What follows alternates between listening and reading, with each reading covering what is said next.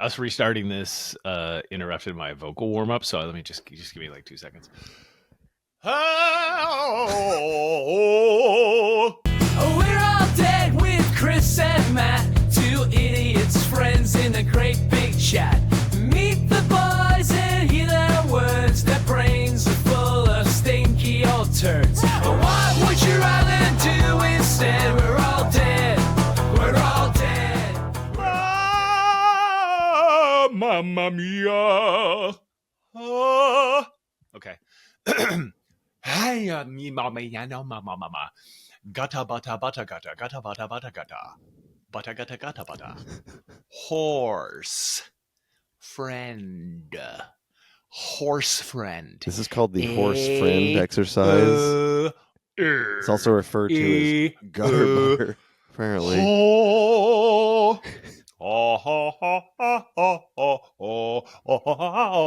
was developed by a French clown in the 15th century. Okay. I think I'm warm. Okay. I'm feeling warmer. Cool. I'm feeling warmer. I'm feeling good. I'm feeling warm. I just did drugs, so I guess I'm feeling pretty warm. What? Hey, whoa. What did you do? Dude? Okay, hold on. Calling 911. What? Hold on. You did drugs? Don't call. Hold on. Just Chris, we've been friends. Dude, you did drugs, and I need to know what's in your system. You could die any minute if you did any drugs whatsoever. I did aspirins.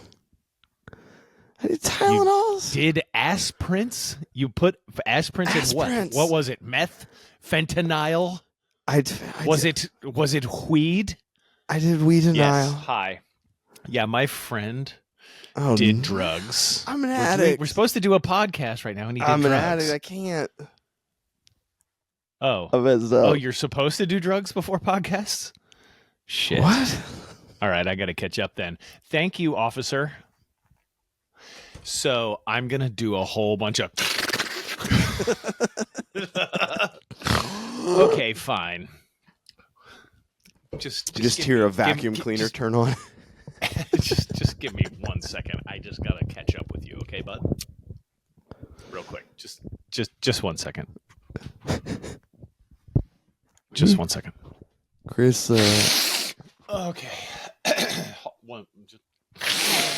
Okay, I'm good. Chris must be blowing. I'm good. Chris must have a cold. Anyways, so how's your weekend been? It's been pretty cool. Super sweet. Yeah, I was. So my wife is out of town on a business trip. So I'm with the kids alone. Mega party time. Yeah. Yeah, so I'm partying. Kids. Yeah. So much. Kids the kids are going out, clubbing. Kids, get ready. I need one of you to hold the funnel while I butt chug this 12-pack of Natty Lights, okay? That's how Daddy does it. You'll learn soon, kids. Whichever one of you is less sleepy is in charge. But we're both sleepy, Dad. Stay up. Your bedtime is 1 a.m. when Mama's gone. Son of a bitch. You get drunk so you can't walk, so you duct tape one kid to each of your legs. You think that'll help you walk? I have suffered from some terrible judgment at times in my life, but I don't know if I would ever do that one. Although that would protect my legs quite a bit. If I'm walking through a briar patch, just duct tape a child to your leg. They'll take all of it. It's like a hockey goalie's full-on goalie legs with living children. That dude's kid goalied out. I don't know where these kids for my arms and torso came from, but I need to find their parents. Oh, dude. So you're partying with your kids. Yeah. Just we did. They both started playing soccer, and boy, there is room for improvement. That's parent speak for holy shit.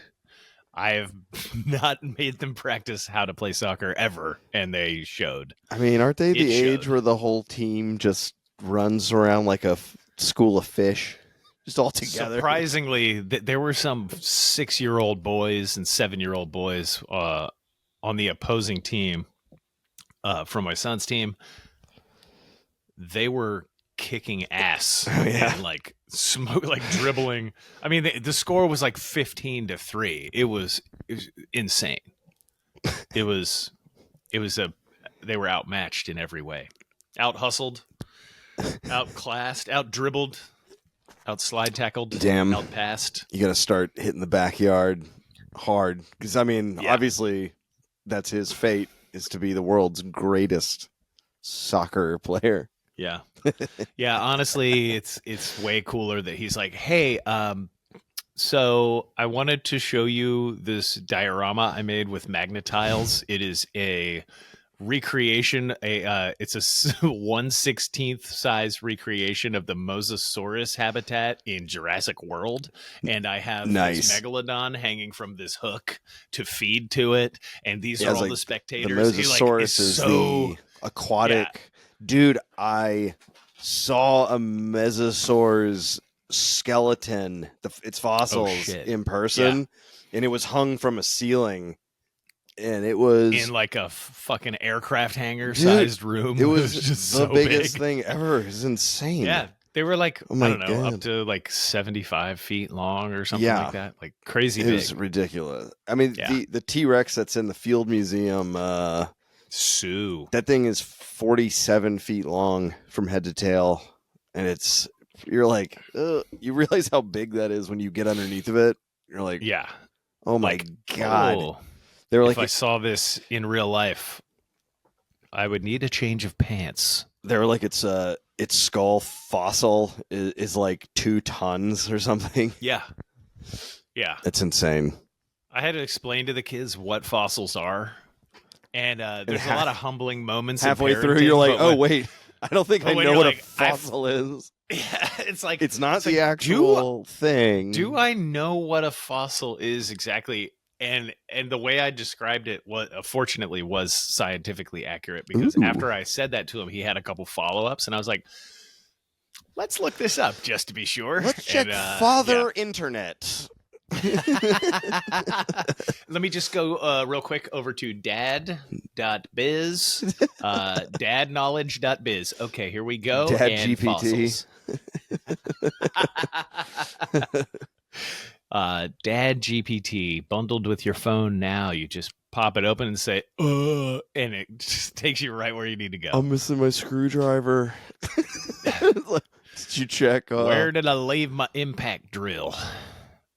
It knows. Dad GPT's voice is like, did you check the garage maybe?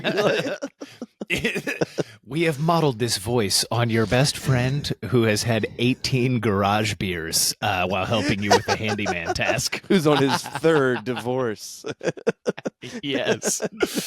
Oh, Dad GPT. Yeah, man, your drill is oh, dude. Fucking love Natty Light. Don't you think like our freedoms are being taken away from us?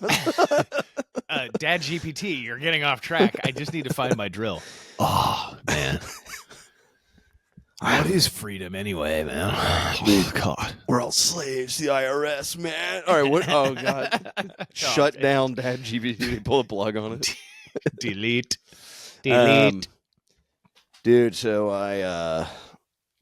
my family day. Yesterday. Tell me about the family day. I so rudely, you asked me what I had been up to, and then I was just like, I told you, and then I was done. I didn't ask you any follow-ups. I don't think that's rude. I think that's how conversations work. I asked you about your day. I prefer to think that I don't have any manners. Wait, no, I asked you about your day, and you told me, and then you stopped telling me, and now I'll talk. Sorry, I didn't mean... you know what? You're right. How dare you start talking without me prompting you with a question first? God damn it. It's called a segue, and I'm bad at them. Segue. So yesterday was my fifth my fifth wedding anniversary. I stroked up. Whoops. Wow. It was that good, huh? Dude, we started the day by going to the Strawberry Festival. Oh. And for anyone who doesn't know me, I'm in South Carolina. We went to a Plantations Strawberry Festival. The first thing we did upon entry was watch the Pompeo family dog show. 4 generations deep into their dog show. They were featured last year, 2 years ago, on America's Got Talent with their dogs doing tricks. So we watched these 2 guys who are, it's so funny to be like, I'm a showman, like doing showmany. It's like Job Bluth in Arrested Development of like, I'm a showman. And it's like, are you ready? There's like 50 rednecks just kind of staring at you like, what? Yeah, what is this? And they're just like, welcome to the most amazing dog show. Yes. Let's do it. And wow. We watched dogs do tricks for 20 minutes. That was quite exciting.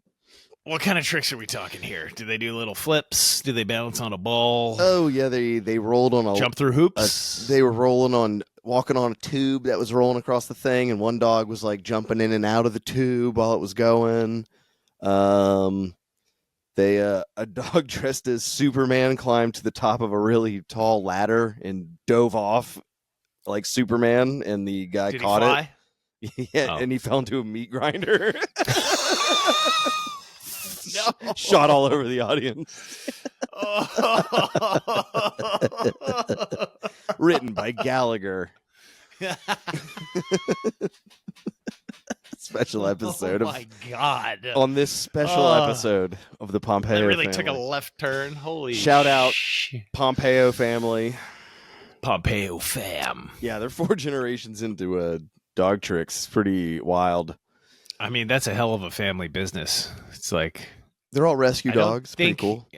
Son, you are not doing enough flare moves when the dogs are like, they're expecting you to wave your arms at a certain time so that they can be impressed with what the dogs are doing. Okay, Dad, I'm just trying to study calculus.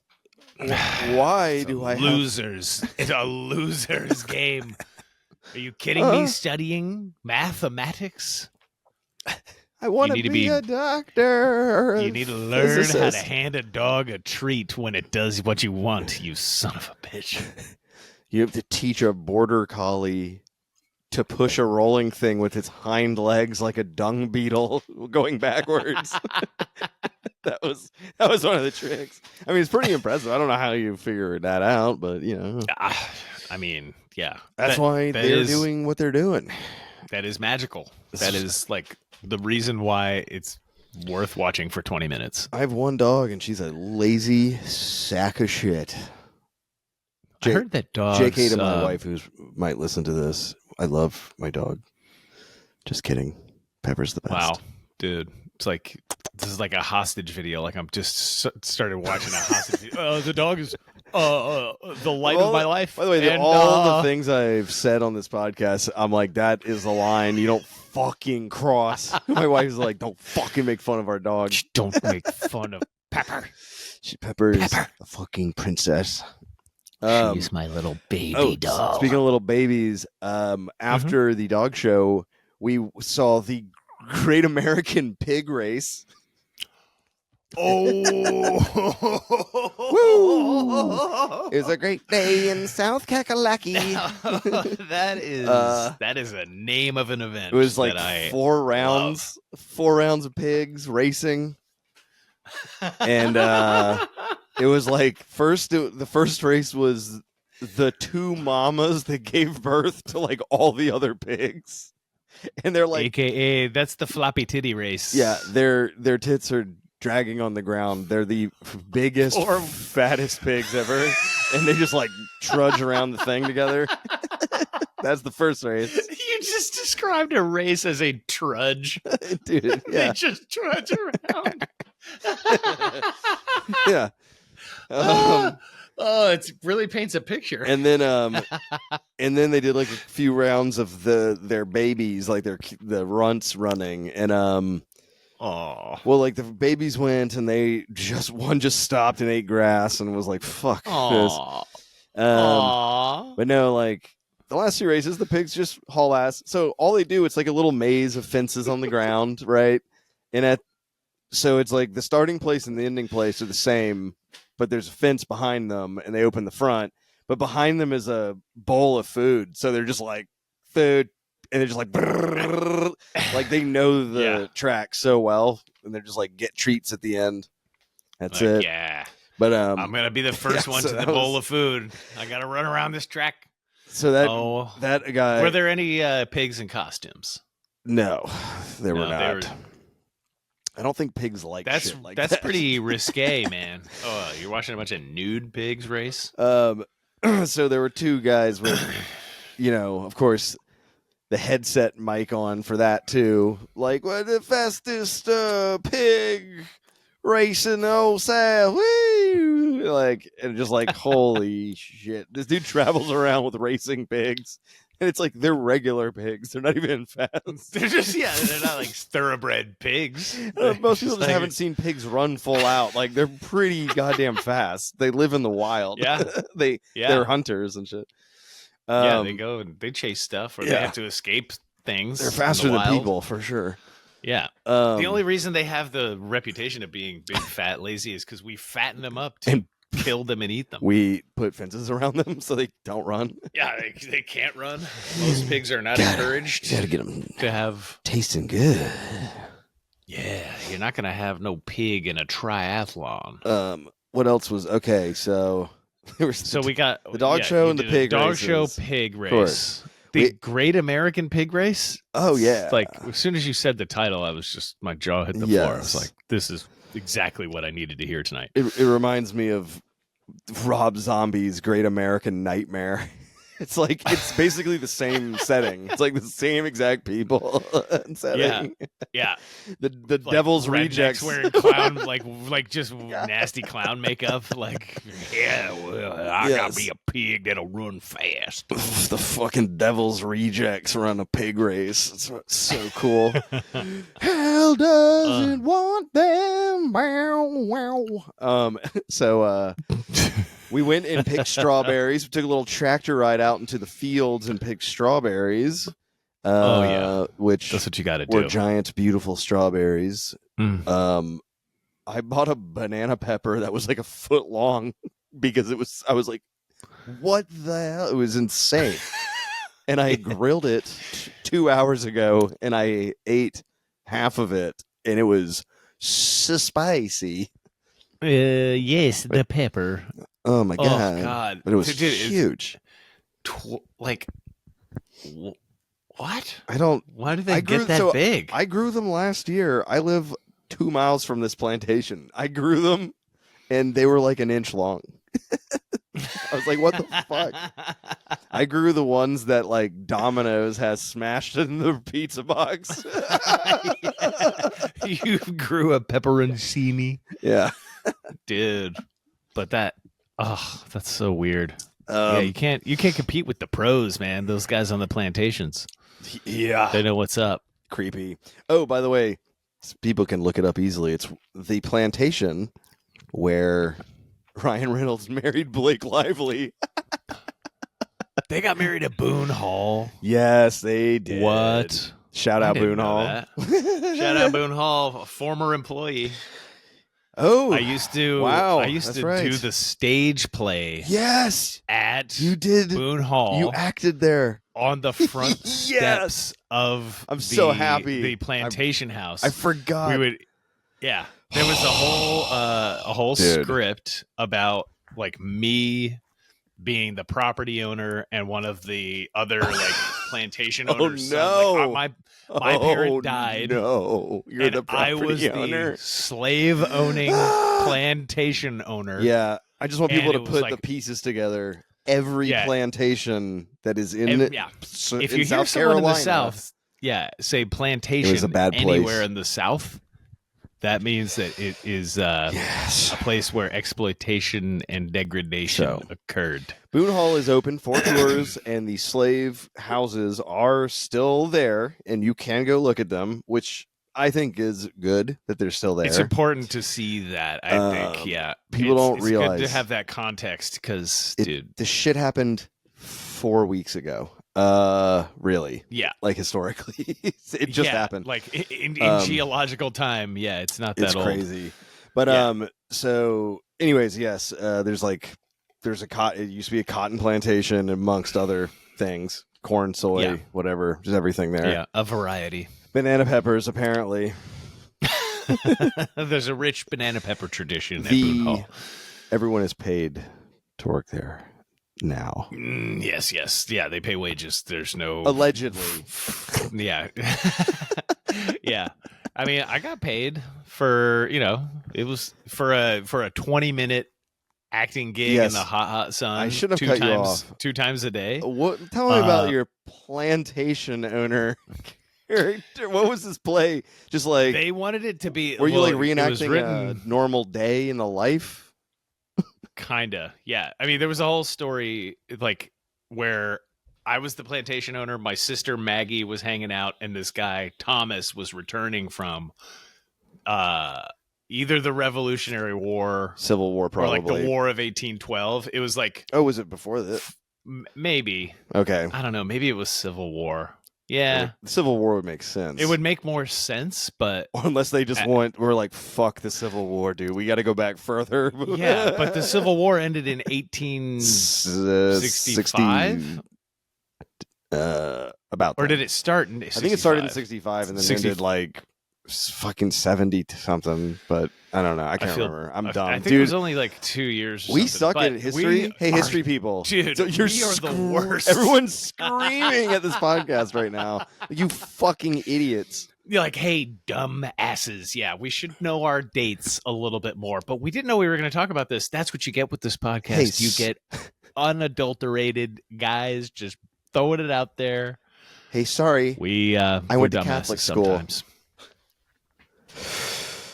Anyways, but I do happen to know a lot about the history of our particular area in terms of like this. So I've actually worked on several documentaries about the slave trade here, and I worked and I filmed stuff for the African American Museum that recently opened in Charleston. There's like multimedia. You can there's like interviews of people that they play for you, and I filmed some of those. I filmed a lot of those interviews, and these are like historians, descendants of these are like historians. Well, like some of them are descendants. Yes, we did interview descendants of slaves.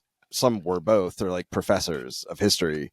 But like some of these professors, it was so interesting because they weren't talking about it from a like oh, it was so bad here and so blah blah blah. They were actually talking. One of the professors was only talking about what it took to operate the whole trade and the plantations from a logistical point of view.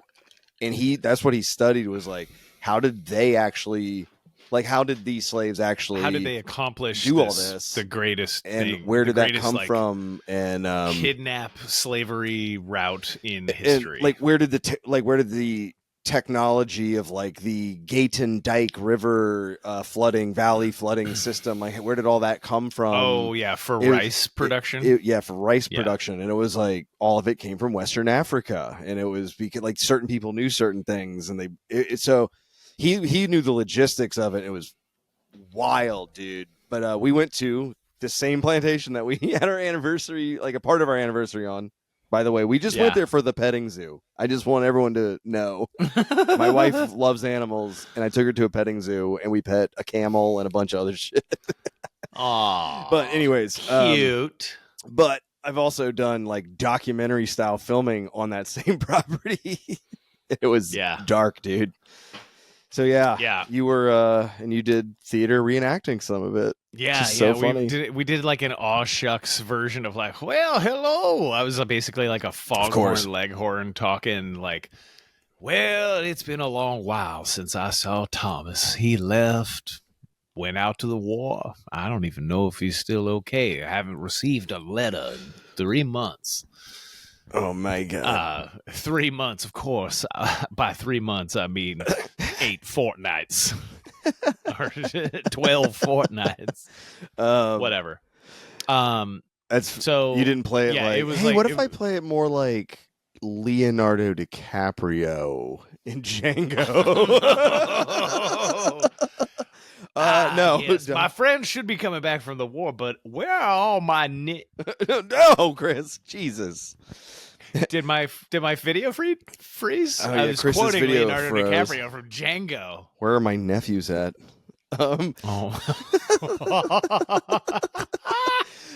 I insist you shake my hand.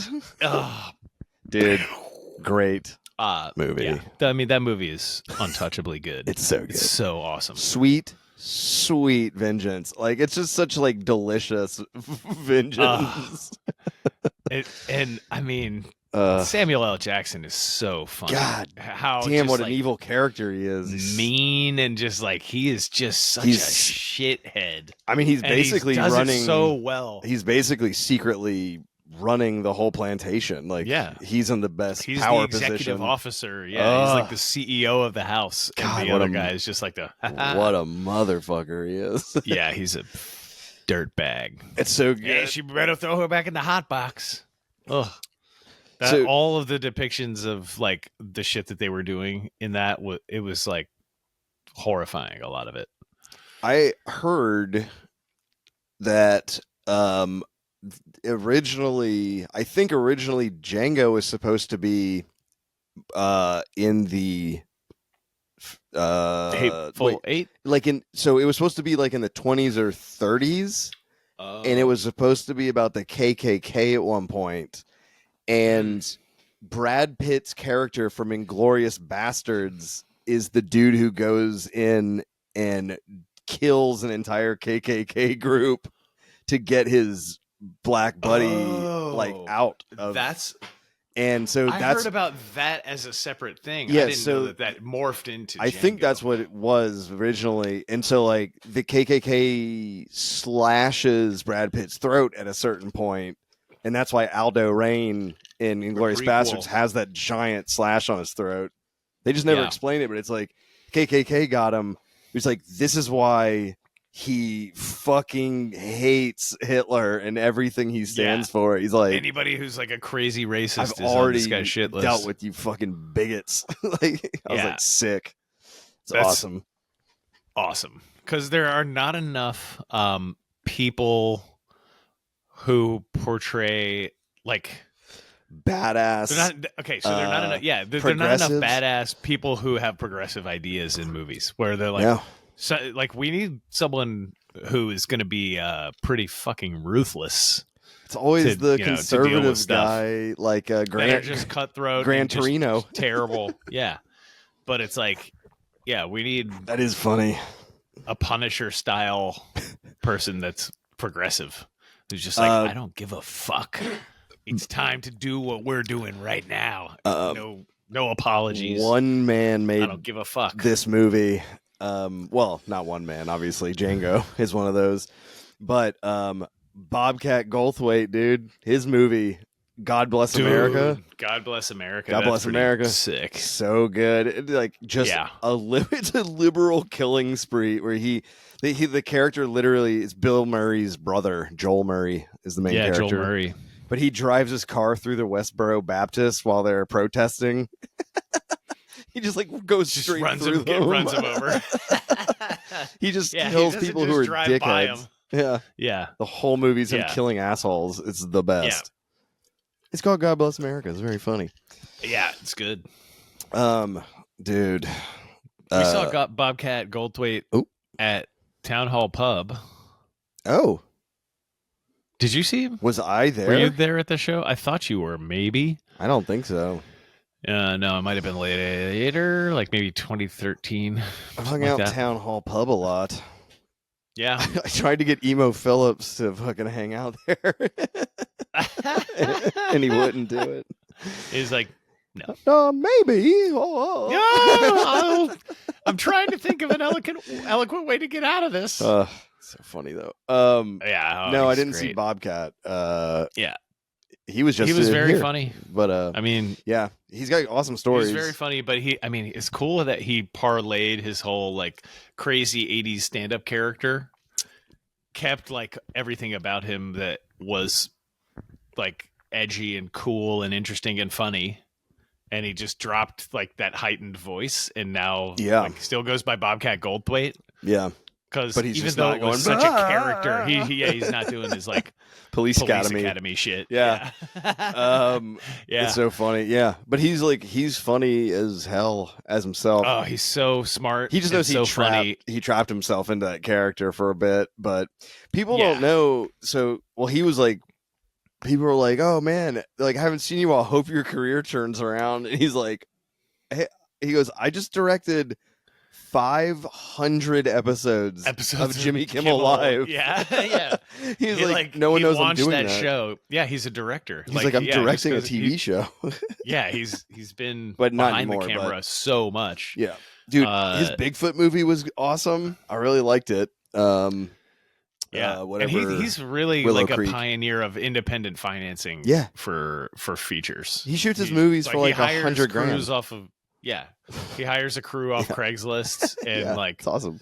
It's insane. He literally just grabs a camera and walks out the door and is like, all right, let's figure this out. It kind of pisses me off, to be honest. Yeah, I met Joel Murray. I did. I met. I was about to go on a rant. Oh, about sorry. How much No, it's okay. I was like, I don't know where this is going. Well, I was gonna just say that I met Joel Murray doing like a small film shoot, like a really not a movie, just like a commercial type shoot, and he was like, I brought up God Bless America. I was like, dude, I love that movie. It's so good. And he goes, that crew was half the size of this crew, and we were doing a commercial. He was like, there were like 8 people that like made a movie.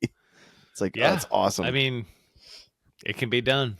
Yeah, for sure. Yeah, that one that I worked on in Oregon up here, I was first ADing a movie, and I mean, there were like 15, 20 people that were in the immediate crew, but that's very small for like some of the other ones that I've been a part of. That's like hundreds. Yeah, I mean, the TV show I'm usually on is hundreds of people.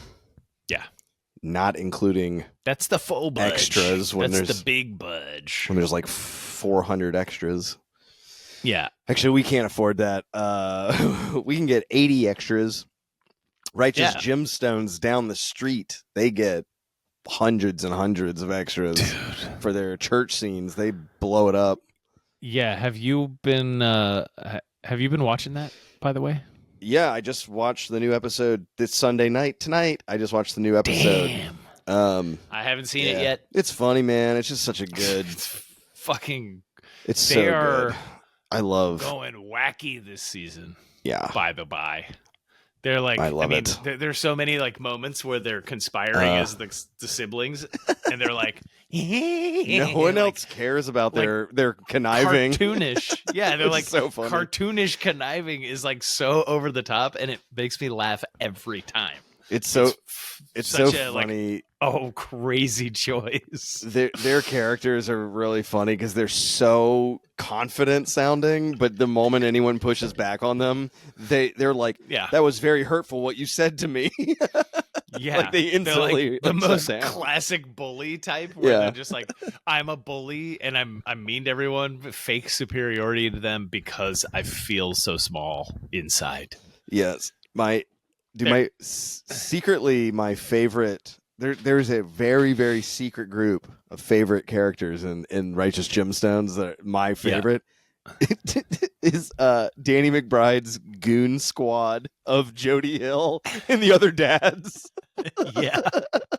They'll go and like torch a strip mall church that pops up, like a competing church. They'll go and like Molotov cocktail that thing. They're like, come on guys, let's go get them. They're like talking about like pounding people and stuff. They're all in their 50s and just like they're like overweight 50-year-old dads, like their kids are like in middle school and they're like, I'm gonna go chase someone with a shotgun and torch a church. Such a funny gang. That show is so weird. Best. All right, we're just talking about fucking TV. Yeah, now we're just talking about a show. What happened after the? Let's see. We went picking strawberries. We went on a ride. We ended up that night. We went and had sushi. It was very good. Ooh, you went to the sushi places. Yeah, I went to a fancy, nice sushi place, and what are we talking here? What kind of sushi, dude? So my fave was like an avocado and salmon that had a slice. Chris is giving me a great face, but it was like a salmon sushi that had like a wedge, like a super thin wedge of lemon and a jalapeno on top of it. So you get lemon and jalapeno, and you eat the rind and everything. It was very good. Whoa! So it was like thinly sliced. Yes. Deliciousness. Yes. That sounds really fucking good. So that was good. Yeah. And then today, my parents and her mom came over to the house, and I had to entertain all of them right before the podcast. And I barbecued. I fucking grilled for everybody and cooked some fish and some shrimp, some zooks. On the grill. Hell yeah. You grilled? Yeah, dog. And, are you a wet board, wet wood plank cooking fish guy, or are you just straight on the fucking? Just right on the grill, baby. I threw down grilling aluminum foil for the shrimp because I dumped shitloads of shrimp on the grill. Hell yeah. So yeah, it was dude. I had a southern ass weekend. Yeah. Chris Rock was here with my parents. What? Yeah, Chris Rock showed up and played Bawa to your house? Yeah, he performed Bawa Taba for my 78-year-old dad. Bawa Taba, the bang the dang. Why was Chris Rock singing Ball with the Ball? Wait, did I say Chris Rock? Kid Rock. Chris Rock. Dude, I was like, oh, Chris Rock. Chris Rock. Dude, if friend of the show. No, Chris Rock showed up, and I was like, what the fuck? Where's Kid? And he was like, you guys said Chris. And I was like, well, you gotta sing Bawa Taba. And he's like, Bawa Taba, bang the dang. That's my impression. What is this sound? That is crazy. Dude, I'm tired as fuck. Well, yeah, it is late. It is late at night. Also, for me, and you're 3 hours ahead. Yeah, it's almost 1 a.m. Jesus. While I was grilling, I also just decided to get stoned. So, well, that's the best way to grill. And I did it in front of all of the parents. I was just like, all the parents were there, and you were just like, "Sup? How you doing? I'm the one going to smoke this weed all now. The fishes, bitches." And they were like, "Matt's really cool now. He's cooled up. I'm cooking the fishes, bitches." Dude, I'm so tired. You're so delirious. I'm a sleepy goose. The sleepy boy strikes again. Holy shit. How far are we into this? 2 minutes? Yeah, we've talked for 2 minutes, dude. It's crazy. No, man. What you got? What's going on? I got more. I can just keep talking. Well, I'm glad you brought that up because I do have something to announce. I have gotten us a phone number for this show so that people can call in. Yes. And you guys can actually just call. Say hi to us, ask us a question to talk about, to figure out for you, to give you advice, or just yell at us. Tell you to fuck off. Do you like? Yeah, I mean, you right? know. Oh, hey, call us and tell us how your pets are doing. We definitely need pet updates. We need pet updates from anyone who listens to this. Yeah. The number is 323-379-2332. That's right. What? What? That's a shitty number, dude. Dude, it's 323-379-2322. Okay. Everyone, after hearing it, I'm gonna put it on the screen this whole time. You are, but I think I said it perfectly. You don't have to put it on the screen. Can we make? Is there any words we can fucking make out of it? What is it? It's gonna spell something that's easier. Let me go. Yeah, it's the 3 dad. 3 dad. Okay, what else? 3 dad beer. No, hold on. Damn, that'd be something good. else. That would be good. 3 dad. Does my phone number spell? It's gonna call the My 3 Dads hotline. There's a website that'll tell you what your phone number spells. There is. There's a website, and I'm looking it up right now to see. And we're gonna find out right here what this number. By the way, I didn't spell is. Yeah, I didn't know this was happening. No, that's all. No, I decided to do this on the fly here. It's going to be 323-379-2322. All right. Well, you call that number, and then you yell at us. And then, tell Chris, get a better number. You can spell it out as Dad. Dad. What's the funniest one of those? Dad S Wadka? No. Dad S Yaeb? No, that doesn't make any sense. You know what? I should have prepared for something. This. I hope it says something. I think there's an actual word that is gonna pop up somewhere. Okay, beer. That's good. Beer. I mean, yeah. There's beer on our poster. Okay, so all you have to do is just type in 3 beer WAD California CA. So it's Beer Wad, 3 California? Beer Wad California. Yeah, dude, our address is 3 Beer Wad California. Beer Wad California. Yes. If you spell all that out, CA for California. If you keep typing, you will be able to call us and leave us a voicemail. As what's that? 3 God damn it, we don't beer. It doesn't work anymore because we don't use dial tone phones, we use goddamn cell phones. But Mitch Hedberg's old joke where he was like, it was like, if my number was like all 4s, he was like, pick up your phone. He goes, just keep hitting 4 until you hear my voice, and then stop hitting 4. And stop. Yeah. Dude. So type California. You'll know when you can stop when I say hello. I was going to say, man, you could type California until you get the answering machine. It's true. But 3 Beer Wad California. You could finish typing out California on your alphanumeric keypad. You could just keep doing it. Wait, so it's fine. WAD is in there? WAD? Yeah, WAD as in we're all dead. I planned this. We're all dead, California. 3 beer, we're all dead, California. That's so appropriate because you live hundreds of miles from California. No, this show is very California. We're so Cali, bro. Dude, we're Cali as fuck, dude. Have you ever been to Pomona, dude? Dude, I love Pomona. You ever been to San Mateo, bro? Do you ever go down to San Mar Obispo? Dude, I hit the 101 to Mill Valley and hung out with Mark Zuckerberg, dude. Oh, that's cool, dude. Did you guys go to Venice Beach together?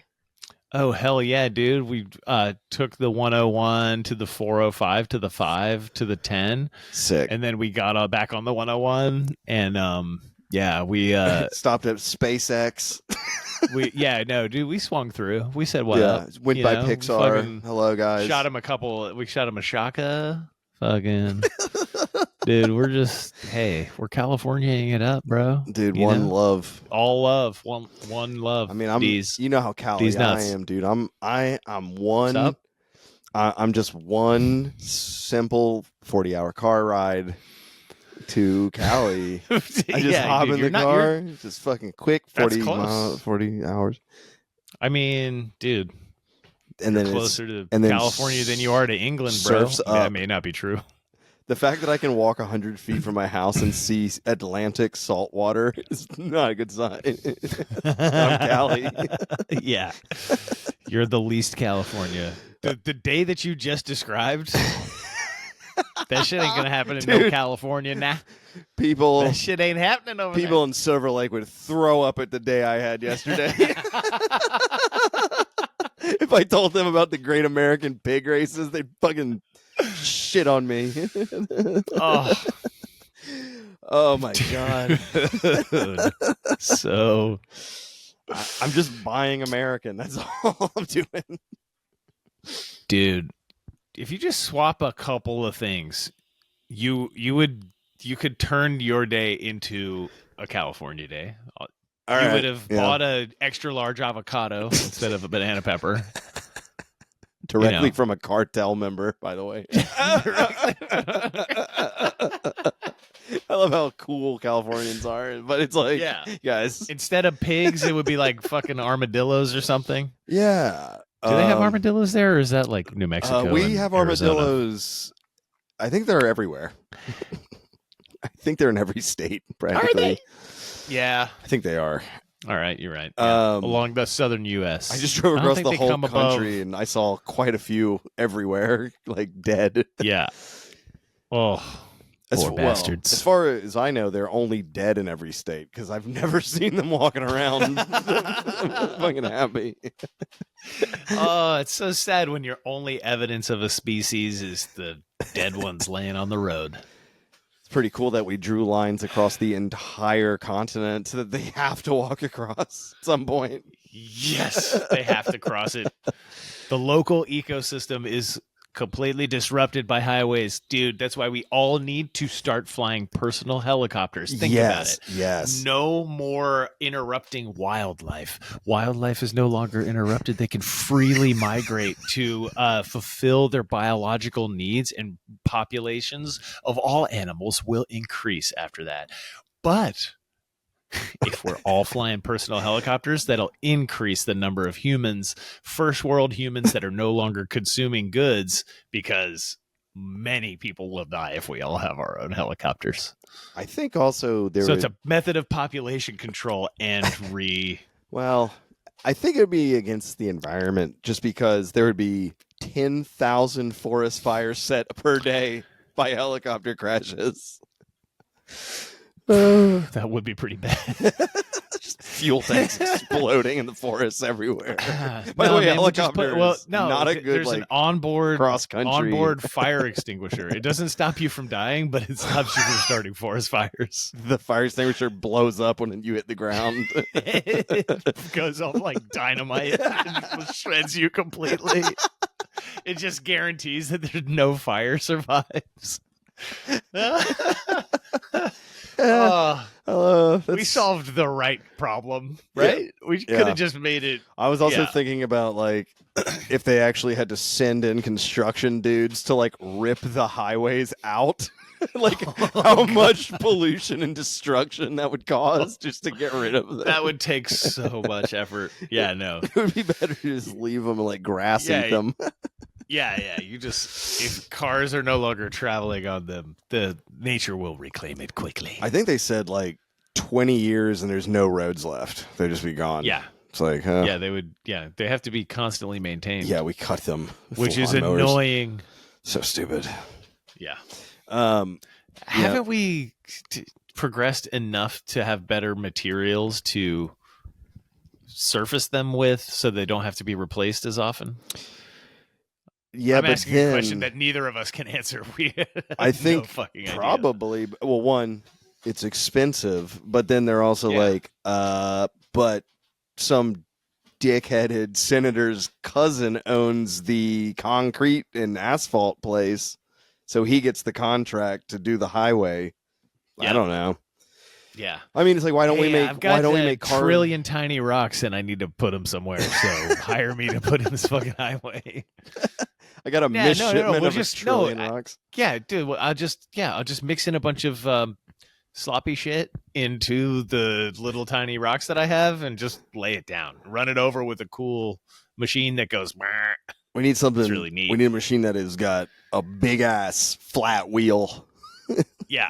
Oh, it's got to be flat, and it always has to be weirdly wet, and no one can know how it gets. It has moistened. to steam. There's got to be steam and water coming off of this. It's got to be hot flat and wheel. Wet. Yeah. Why? Yeah. Where is that water coming It's from? a hot, wet, giant wheeled buggy. That's what we like. That's how you make the highways, baby. Dude, we should just all drive steamrollers to work. It would take a week to get to work. And it would use so much fuel. Hey, man, can we increase the weight of cars by 100 times per car? Jesus, those things are... How much do those even weigh? 30 tons? A steamroller? No, like 6 tons. I bet way more. More than 6 tons. I bet it does. 12,000 pounds. Yeah, they're fucking... Well, I'm sure there's different ones. Yeah, but it's probably... Dude, they got to be heavy as hell. Yeah. They smash asphalt down. Dude, there was an awesome... This reminds me of a dope Stephen King short story from years ago. Stephen King wrote it was called Dolan's Cadillac. And it's like a guy who's getting revenge on I think it's like a mafia boss. And I think the guy may have killed his wife or some shit, whatever it is. But this dude, he's like a regular guy who has no way of like he wants to get revenge on this mafia dude. Finds out he takes the same route with his boys like every single week. He got to be unpredictable if people want to kill you. The dude gets a job on a construction crew and works for like months and months, like getting this plan together. And he diverts traffic away from a main road. And then on the main road, digs out a giant pit in the middle, like in that lane. And he gets like all his material and the like bulldozer ready on the side of the road. And then he like waits for that dude and he like lets him go through. And the dude just drives straight into a pit. And they can't open the doors. And the guy just starts filling the pit in, just buries a car. It's awesome. So it's like that. It's his take on that cask of a whatever that Edgar Allan Poe story. Amontillado. Yeah, a cask of Amontillado. Yes, it's that story, but in a street. And then it's like I think it's like after that he drives over it like all the time, and every time he just drives over that spot, he's just like yes. It's cold blooded. Yeah, it's awesome. Oh, how awesome! Yeah, whoa, I love Steve King. He's a creative fella.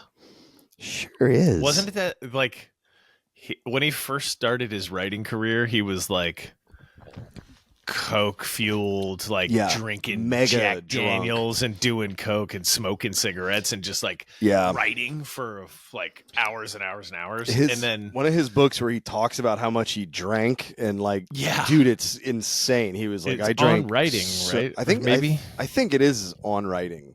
The name of the book is On Writing. On Writing. But yeah, so a great he writing was book. like, yeah.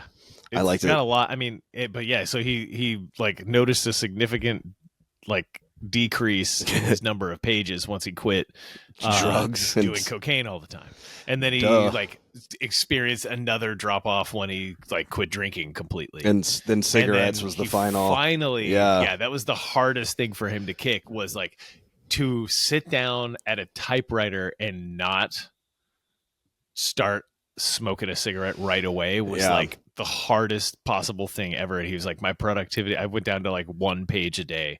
I was like struggling to get 1 page a day. And I think he said he's still pretty good. He said he wrote 10 pages a day every day for his entire career. And he said that's 365 days a year, which is crazy. Oh, that's right. That's right. So he still got his 10 pages, but it took him longer. But no, he said, he said smoking fucking crushed it. Like, or he said it dropped drastically after the smoking quitting for sure. Yeah. Dude, it's crazy. That's 3,600 pages a year. Like, that's several novels. That's a lot of work he can do. And like, that's editing and rewrites. But, he's wild. He's written I think I want to say like 60 novels, almost like 50 or 60 novels. Yeah, he's the most prolific novelist ever, right? No, of all time. No, what? Not even close. How is that not? I looked it up. King? Dude, I looked it up, and it was like, dude. I guess there's probably some like psychopaths folks who do like romance novels. Like Danielle Steele probably has. She's written more than him. Yeah. Yeah. Also, now that I start thinking about it, but how about a guy like Stephen King who never quit cocaine? He just keeps ripping books out. Yeah. I think maybe the quality of his books would suffer a little bit. I want to say it's his 40th book about two dudes in a kitchen talking about starting a business. Yeah. Yeah. just I fucking love you, man. Coke stereotype. Yeah. Can you look something up for me right now?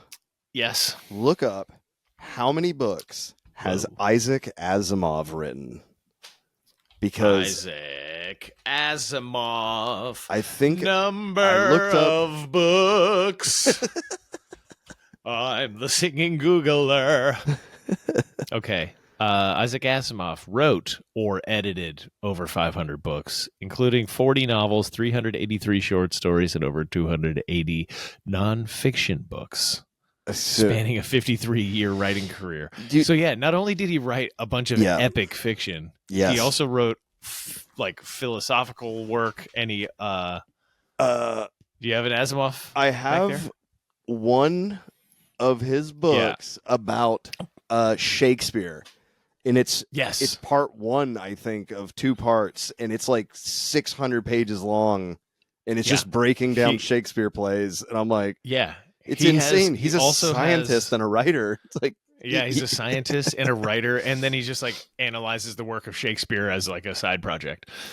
Yeah. So he did one for the Bible too. He's like, amazing. I don't even like. I'm just going to break this down for fun. He's like, it's a culturally significant piece of literature, and I'm treating it like that, and I'm writing this book about it. And it's just like, it's historically significant. I want to figure out why and look at why it is. And it's go into the depth that he did. I like thumbed through that because I was like, Asimov, I mean, he's like a renowned atheist, humanist. Like, why would he write a book on the Bible? And then he just like interested. I'm a writer. He's smart. He just wants to write about it. For anyone who doesn't know who Isaac Asimov is, he wrote the hit Will Smith movie, I, Robot. He was long. That movie slaps. He was long dead when that came out, but he did write the book series that has I, Robot in it. The Robot series, whatever it's called. The Robot series. It might be called the iRobot series. But one of the books is iRobot. One of them is Caves of Steel, which I read, which had a good twist in it. There was a robot manservant of this billionaire, and the detective realizes that the dude is not a robot, and he's like fucking with this guy's money. And I was like, that's pretty good. He's been pretending to be an android for years. What? Yeah, Isaac Asimov, he wrote a lot of cool shit. Dude, I feel like he wrote a robot series. It was called the Robot series. Okay, that's why I said the first time, and I was like, that sounds so stupid. It sounds so dumb. I was actually kind of shocked when I looked at the Wikipedia page. I was like, the robot? What? That was like when I this girl I went to elementary school with, she wanted to work for NASA, and she works for NASA currently. She ended up actually doing it. But I looked her up at NASA, and she's a part of the science division. And I was like, whoa, isn't the whole thing the science division? Like, I was like, what does that mean? That's so vague. I'm working in the science division at NASA. I'm working in the science division of Business Incorporated. We are hoping to one day produce product. Product shall be produced. Money shall be exchanged. Wait, where did our friend Chaz go that time to get more microfilament? do you know what I'm talking about? What the So our guest from a few episodes ago, Henry Riggs, Henry's dying laughing, and he was like, Chaz just told me he had to go to the computer center to get more microfilament. And he was like, what fucking world do you live in? The computer center to get more microfilament. Micro Center. That's a big computer superstore that's like kind of like Best Buy-ish in Chicago. Okay. Micro Center. It just sounded like a fake fucking sci-fi I gotta book. get some filament. Yeah. Oh my god. I'm going to real estate. No idea. What? Anyways, I have no idea what that would be used for. But I'm pretty sure he's going to use it to hack the government for freedom. I think it's for 3D printing. Oh, maybe. Oh, the filament. That makes sense. It does. Yes. Dude, I want to have him on as a guest, Chaz. He's a psychopath. Yes. we should invite Chaz on. Talk to him about his work, his endeavors. Dude. Yeah. When he could explain, I'm going to ask him to explain Bitcoin to me.